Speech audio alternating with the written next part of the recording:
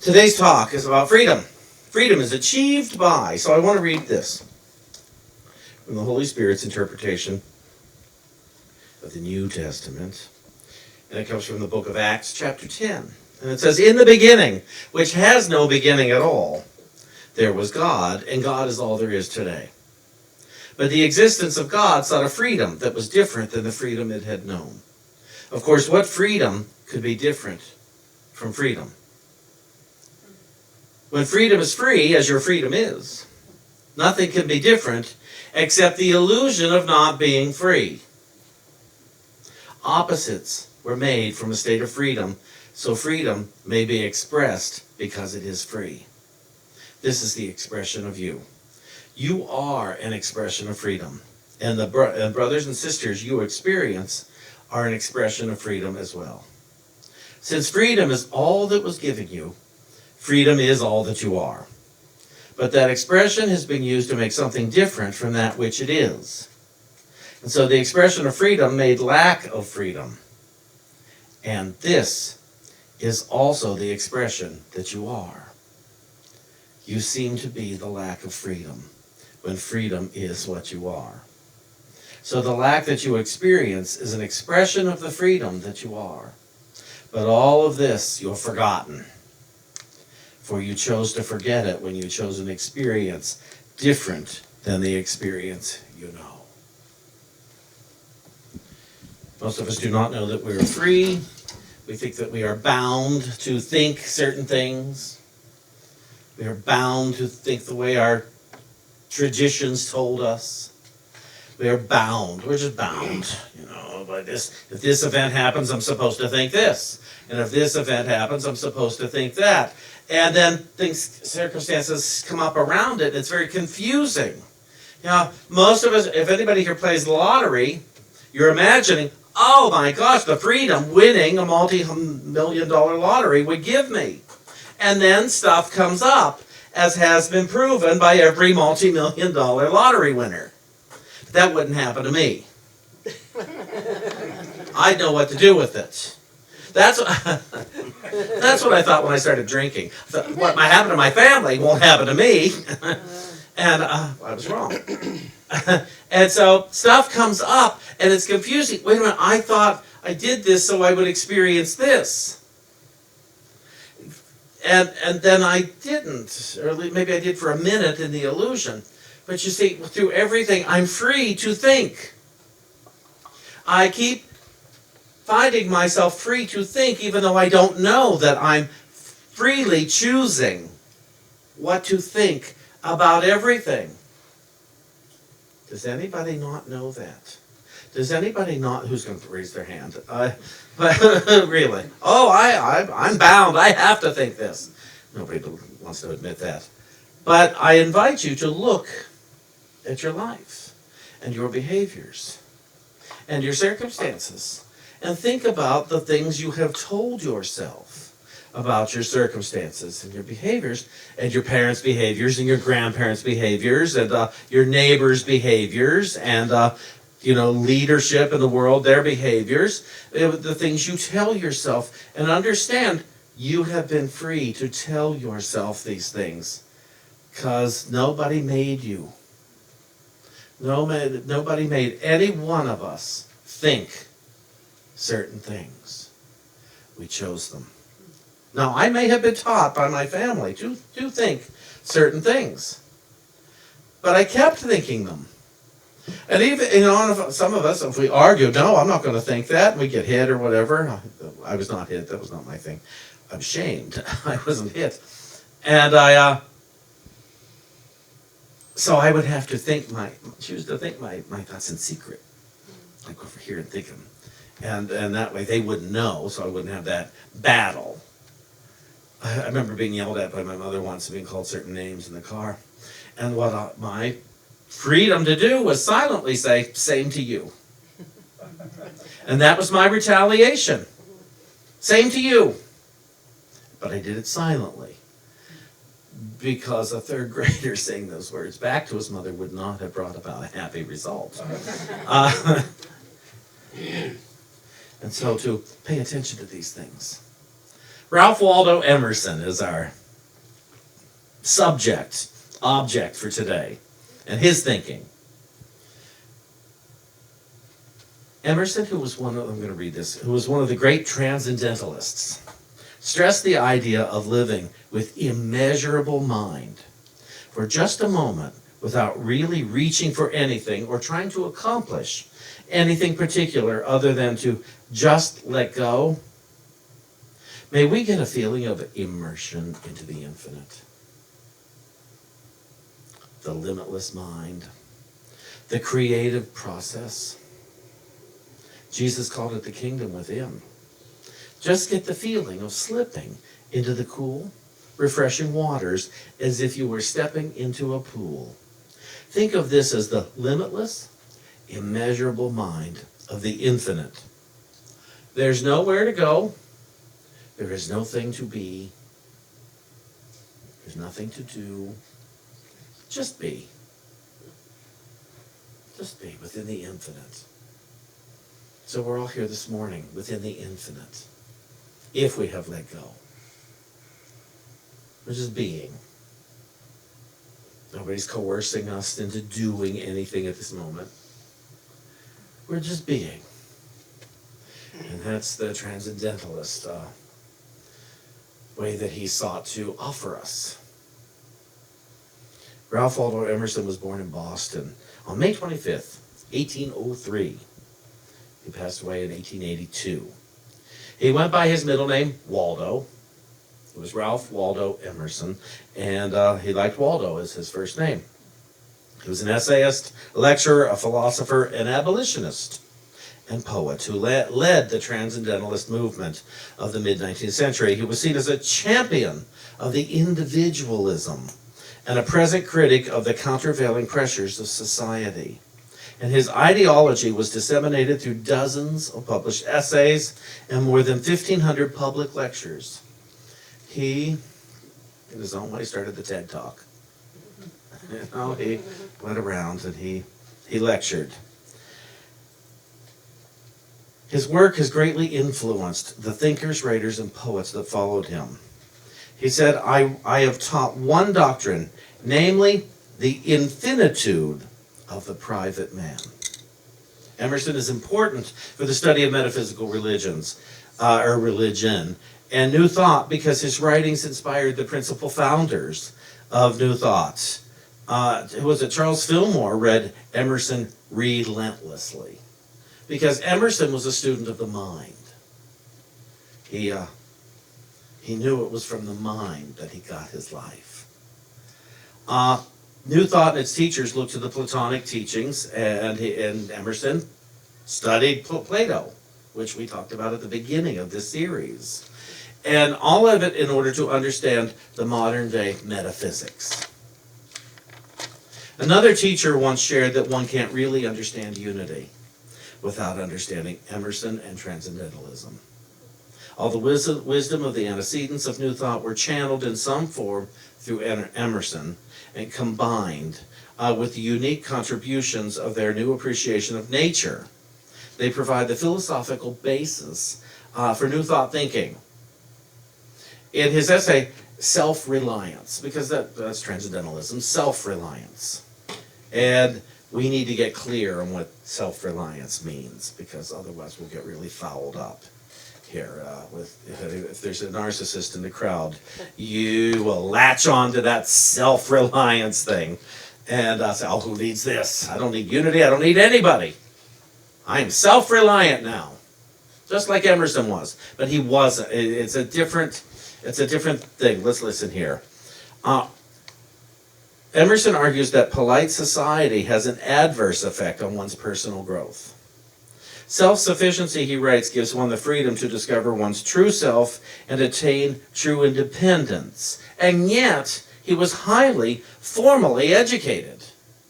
He went to a pile of schools. He went all the way through Harvard. He did all that. So somewhere in there, he still relied on other teachers. He relied on that. Before he found his individualism, he was taught by many. And then he formed his own thought. And then he formed his own opinion. But his purpose through the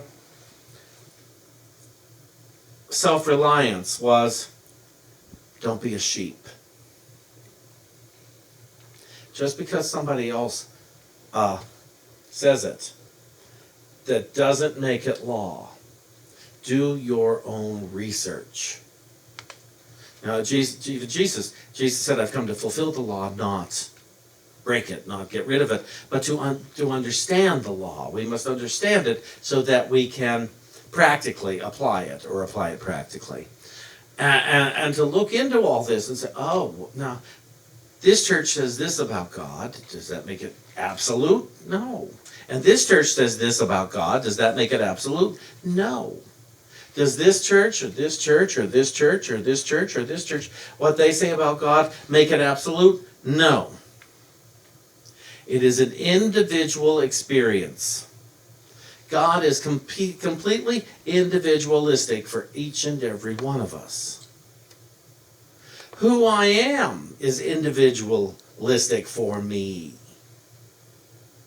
And who you am is individualistic for you. We must find our individualism to find our collective oneness. How we fit into the collective oneness. If we are all one and yet individuals, can you deal with that? Can it be okay for you? You are not obligated to your parental teachings. Just because your mother or father or grandmother said it was so doesn't make it so. They only knew for themselves, and they had probably barely studied that. They probably had not done their homework to express their individualistic self. More than likely, so many of our family, we'll call them, for lack of the word I can't think of, parental units could be a good one, that they were teaching us is how not to be embarrassed in public. What they were teaching us is how not to embarrass them in front of their friends and neighbors. What they were teaching us is how to stay afraid. They didn't mean to teach us that, but they did. Not all of us, but many of us. They were teaching us, you should be afraid, and so you should behave this way and this way and this way. Now, it is my thought, this is my own individualistic thought, that I'm sure my mother would agree with. Children in public should not impose themselves upon all the other tables in a restaurant. Just my thought. Clearly, other family units do not agree. If you've been in a restaurant lately where there's children, they don't all agree. And so, I can sit there at my table and I can be upset that these people don't control their children or leave them at home or stay at home with their children. Or I can be at my table and know they're having their stuff and that child is expressing something that I don't understand. I watched a little girl just this morning picked up a thing of sugar and hurl it across the restaurant. Little girl. And what are you going to do? Wasn't my child. And it didn't hit me. But I don't want to declare myself less than God or less than loved because I'm in a restaurant with a screaming child across the way. And some of us do. We become less than our God selves in our resentment that parents don't train their children better. It's just an example. I've been around adults who haven't trained themselves better, and I have judgments of those people too. My favorite was one. This is such a judgment. And I was at BJ Ryan's at lunchtime, and these two women came in with two small children, and they had toys for their children to bang on the wooden tables, while the two women ordered their wine. And I thought, who's driving? You all are out drinking and who's making noise, and who's driving who home? That's again my judgment. I enjoyed that judgment. I felt good about myself with that judgment. Why? Because I was right. What I really was annoyed that they were sitting next to me with pounding toys. And you know what all I had to do? I just leaned over to them. I said, it's really loud. And there's other people here. What can you do to quiet the pounding? And they did. And life went on. And I'm still holding on to it years later. That's the insanity that he's talking about. That I was trained as a child. Believe me, I was trained. You don't make noise as a child in a restaurant. You don't stand out as a child in a restaurant. That's how I was trained. I wasn't abused for it. I was maybe shamed a little bit, but I was never hit for it. None of that. It's just, we won't take you out if you behave like that. And so I learned, you don't do that. But somehow I missed the lesson. You will not steal our car at 11 years old. I missed that lesson. I missed the lesson, you will not smoke in 5th grade. I missed that lesson. I somehow missed the lesson, you will not be a liar and a thief and what this and that. I missed those lessons. I'm sure I was told them. I must have been, or I wouldn't have had to sneak to steal the car. I wouldn't have had to sneak to smoke at home until I was 14 when I won that battle. I wouldn't have had to sneak to do things, so I knew they were wrong. But I did them anyway. And my thought was, as long as you don't get caught. And that seems to be an attitude we've taken into our adult society in our individualism. What we haven't done enough of is take a loving God into our individualism, into our adulthood. To know that we are loved no matter how somebody looks at us. To know that we are loved no matter how much money is in my pocket. To know that we are loved no matter what. We are loved, and I started to talk about this last week. No matter what laws the government's putting into effect, giving or taking, we are still loved. And we have to bless and love the lawmakers. We have to. This country of ours, it's Independence Weekend. We, or our founding fathers, they tried.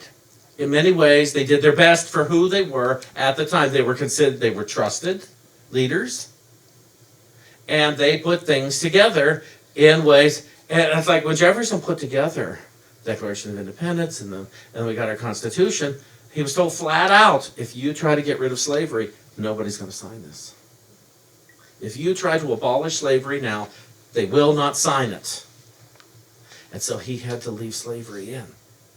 And so it took a lot more years to work, we as a country, to get rid of the slavery. And it's still a problem amongst our people, because there are certain people who just hate people who are different.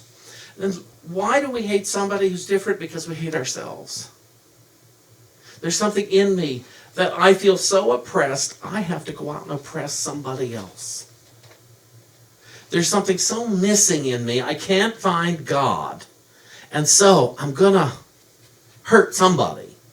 That's why parents do it to children, and it's why we do it to various races and everything, do it to genders. Somebody's trying to control something because they feel they have no control themselves. And they have forgotten the true loving essence that God is. And Emerson, what he was talking about find your individualistic expression rather than in traditional church where the rules are the same across the board.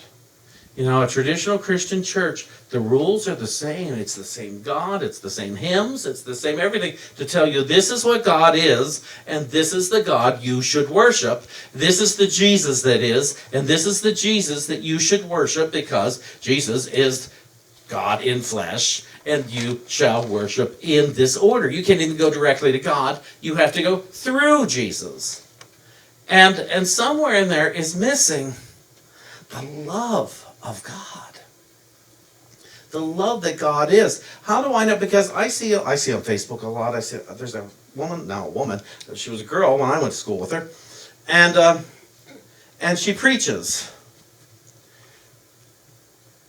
on about God, that we should all love God. But then she condemns those who don't seem to love God.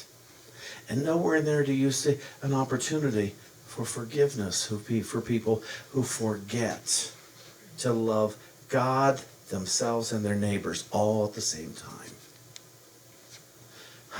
So many of us, we keep protection in our house because we're planning to be attacked.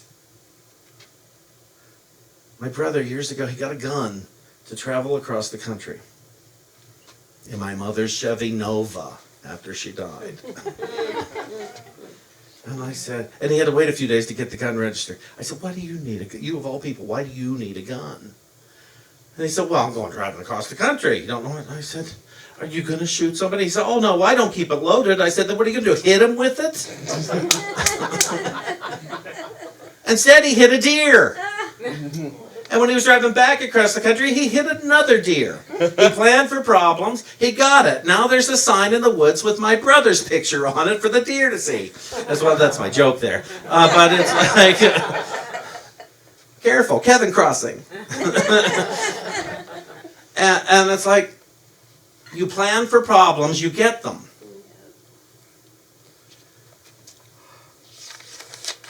And how do we love those we fear? Well, we got to come up with a new God.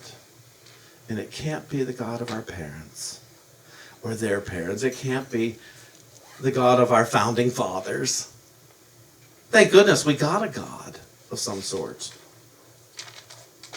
I mean, they intended a separation of church and state, and that doesn't seem to be happening so much. I will never tell you who to vote for on this pulpit, ever, ever, ever. And some people confuse politics with mean thinking. I don't care about Democrat, Republican, Independent. I really don't. What I care about is love. Or the lack thereof, or the opposite of it. I care about that a lot. And I feel that's my job up here on the pulpit. How do we learn to love ourselves so much that we would love the others, no matter who they vote for? How could I love you no matter who you vote for? And how can you love me no matter who I vote for? And how can I love the people at the polls no matter who they vote for? And how can I love the people in the newspaper and on the news no matter who they vote for or what they were reporting on? How can I love? Well, I'll tell you how. By going within and asking. Go inside to the individual God in you. See, if this is misread, someone could think, if they're a narcissist, oh, self-reliance, so I'm free to hate. Truth is, yes, you are. In the love of God, we are free to hate, as I read here. We are free to confuse things. We are free. That's why we have to come together as a community to discuss this stuff. It's not just about listening to me on the pulpit here. It's through the week. Who are you getting together with still in community? Or even over there? Does anybody ever discuss the talk once they get to the hospitality counter? Or is it on to other things? I mean, to discuss these talks so that you're not sheep. You're exploring with one another, I didn't understand this, or this was a struggle, this was, that we are a spiritual community. We are not a field of sheep who just follows blindly. Clearly, unity is not a field of sheep that follows blindly. We are a group of spiritually minded people who do want to know the purity of love, the purity of wisdom, the purity of seeing so that not just a few of us, but all beings could experience true health. That all beings could experience true wealth. That all beings could experience true harmony. So that it's never again about winning, but living together in harmony. How could we do that? Well, we've got to get together and talk about it, don't we? You know, have people over for lunch or dinner or go out to lunch and discuss it. Rather than discussing what's in, oh, can you believe that was in the paper this week? Can you believe they did that? Can you believe that? That doesn't help. And I've said this to several friends now. I said, you know, us hating these people doesn't help. And so I can't have that conversation with you. We've got to find a way for the purity of spirit to come through. I don't believe in a God that wants anybody to suffer. I don't believe in a God that wants anybody to be sick. I don't believe in a God that hates, that wants to win. God itself has already won. The problem is, I don't want to live in hell while I'm waiting to get to that understanding. I don't want to walk around living in doubt every day of my life thinking there's something or someone on this street out to get me. You know, a vicious bee attacked Gloria the other night. Vicious.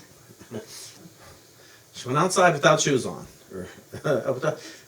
Bees like that. A bee just did what a bee does. And she's experiencing the ramifications. Now, she could choose. She could choose. That bee attacked me. Or I was outside the other night and got bit by a bee. It's very different. It's very different. I could say our air conditioning went out. You believe this? Haven't been able to sell our house yet. This happened, this one. And the air conditioning went out. And then the clicker goes. What kind of a country do we live in? I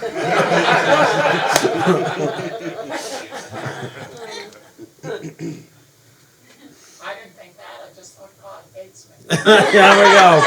So what kind of a country do I live in where God hates me? And then goes, what kind of a world do I live in? It's Independence Day. We're no longer claiming our independence from England and the King. We haven't done that in a long time. We are claiming our independence to think. And to think with what we know must be truth, with what we know must be wisdom. You know, to align ourselves with money is to misalign ourselves. To align ourselves with confusion is to misalign ourselves. To align ourselves even with our body is to misalign ourselves, because you see, the thing is, we're aligning ourselves then with something temporary, with something that really does not have a mind of its own. And my body does not have a mind of its own. My money does not have a mind of its own. The streets I walk on do not have a mind of its own, or does not have a mind of its own. My car doesn't have a mind of its own. There's no point in aligning myself with that. I must go within and ask, how do I align myself with what is true? How do I align myself with what is love? How do I align myself with what is wisdom? How do I align myself with the presence that is? That's where Emerson was pushing us. That's where unity pushes us, to align ourselves with whatever is right and pure and true. Think on these things, to align ourselves. I'm going to do one last little reading here.